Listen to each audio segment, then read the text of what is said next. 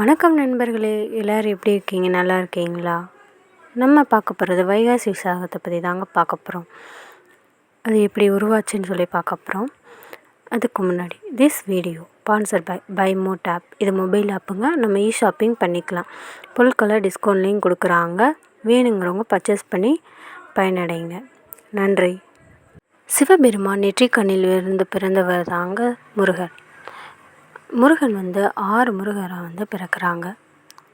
அந்த 6 முருகனை ஒன்று சேர்த்து பார்வதி தாயை உருவாக்குறது தாங்க வைகாசி விசாகம்னு சொல்லப்படுது.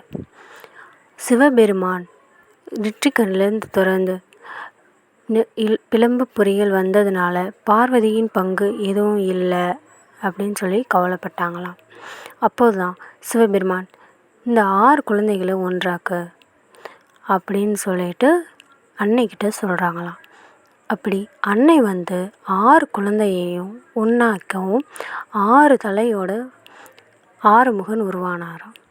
அப்படி 6 முகனையும் தூக்கி மடியில் அமர்த்தி அன்னை தன்னோட பாலை முருகனுக்கு கொடுக்குறாங்க. அப்படி கொடுக்கும் பொழுது ஞான குழந்தையா முருகன் ஆகிறாருங்க.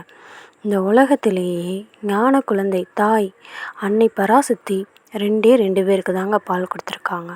ஒன்று ஞான சம்பந்தர், இன்னொருவர் முருகர் தாங்க. அதனால தான் ஞான முருகன் என்றும் ஞான சம்பந்தர் என்றும் இவங்களுக்கு பேர் அழைக்கப்படுதுங்க. முருகன் அப்பனுக்கே பாடம் சொன்னதனால் இவர் சிவபாலகன் என்றும் அழைக்கப்படுறாருங்க. இதனால் அன்னை பார்வதி மிகவும் ரொம்ப சந்தோஷமாகி குழந்தைய கட்டி அணைத்து முத்தமிட்டு உருவானதாங்க வைகாசி விசாகம்னு சொல்லப்படுது. இப்படிப்பட்ட வைகாசி விசாகத்தில் முருகனிடம் என்ன நம்ம கேட்கணும்னா, எனக்கு நல்ல ஞானத்தை கொடு முருகா அப்படின்னு தாங்க சொல்லணும். ஞானம் நம்மளுக்கு எப்பொழுதுமே மேன்மையை கொடுக்குதுங்க. ஞானம் இல்லாமல் இந்த உலகத்தில் யாராலையும் இருக்க முடியாதுங்க. ஞானந்தான் செல்வம் எல்லாத்தையுமே தருதுங்க. ஞானம் இல்லைன்னா ஒரு மனிதன் அடிப்படையாகவே ஞானந்தாங்க அவசியமாக இருக்குது. அதை அழைக்கக்கூடியது முருகன் தாங்க. முருகன்கிட்ட வைகாசி விசாகம் அன்று நீங்கள் எதை கேட்டாலும் முருகன் தருவார் தாராளமாக.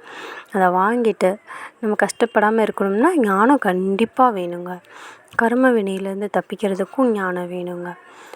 ஆகையால் முருகனை வைகாசி விசாகம் அன்று நல்லபடியாக தொழுது உங்களால் முடிஞ்ச தான தர்மங்கள் செய்து முருகனை நல்ல முறையில் வழிபடுங்க. முடிஞ்சால் பால் கூட எடுத்துகிட்டு போங்க உங்கள் பக்கத்தில் இருக்கிற கோயில்களுக்கு. நன்றி, வணக்கம். ஓம் சரவணபவ. ஓம் சரவணபவ.